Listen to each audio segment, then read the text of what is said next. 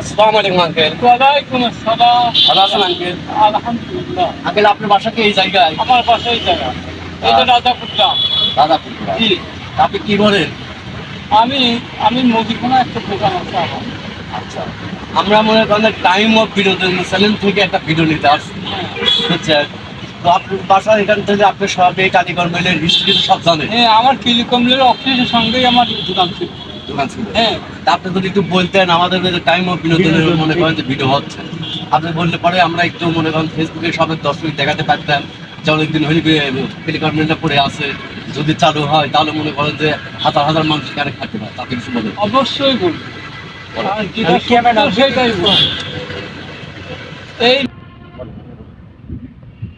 এই মিলটা যখন মানে যে স্থাপন হয়, তখন আমাদের পাঁচটা গ্রামে যারা প্রধান তাদের যিনি পড়ছে এবং তারা বলেন যে এখানে একটা বিরাট কর্মসংস্থার ব্যবস্থা হচ্ছে, আপনারা আমাদেরকে সহায়তা করবেন। আর তাকে বলা হয় যে একটা কোম্পানি। হ্যাঁ, কোম্পানি।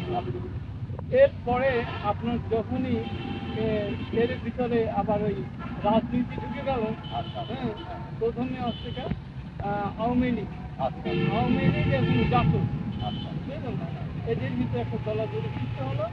এর ভিতরে এই যারা মালিক ছিল তারাও কিন্তু দিকে পদে চলে বিরক্ত হয়ে যাওয়ার পরে আপনার এই মিলে যারা সত্যিকার শ্রমিক, তারা জীবন প্রাণ দিয়ে রাত্রিকার চেষ্টা করলো মিলটাকে ধরে রাখার। হ্যাঁ, কিন্তু এখানে কিছু গন্ডা বাহিনী, হ্যাঁ, আইসে আওয়ামী লীগে, তারা এই ভিতরে ভর্তি হয়েছে। মানে আগে আমি বলতে চাচ্ছি কি, আমি কোনো আওয়ামী লীগ কোনো বিএনপি এখানে আমি জানতে চাচ্ছি না। মানে রাজনীতিটার মধ্যে আমাদের দাবি দরকার নাই। আমরা আপনি শুধু আমাদের বলেন যে প্রতিষ্ঠানটা আবার যদি রানিং হয় কেমন হয়? এই প্রতিষ্ঠানটা আবার যদি রানিং হয়, এখানে প্রায় 200 বিঘা জমি।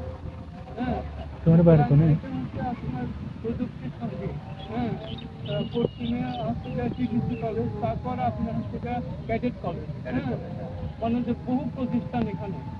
সুতরাং এখানে যদি চালু হয় তাহলে মনে হয় পাবনার আবার একটা সৌন্দর্য ফিরে আসবে এবং কর্মসংস্থান।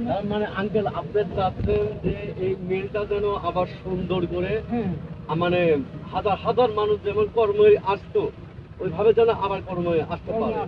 তো মনে করেন যে আগামী মনে করেন যে আপনি স্বাধীনতা দেখছেন, আর আমরা আসলে অত দূর যাই না আপনার কাছে, এই জন্য আপনি ইন্টারভিউটা নিলাম। এই জন্যে মনে করেন বাংলাদেশে গত 35 বছর পর আমাদের প্রধানমন্ত্রী তারেক রহমান, যদি ওনার মাধ্যমে যদি মনে করেন যে মিলটা চালু হয় আমাদের ভালো হয়, এই আর কি। হ্যাঁ, খুব ভালো। হ্যাঁ, তো আপনার কাছে আমি বলি যে এই মিলটার মালিকটা ছিল এর মিলটার মালিক ছিল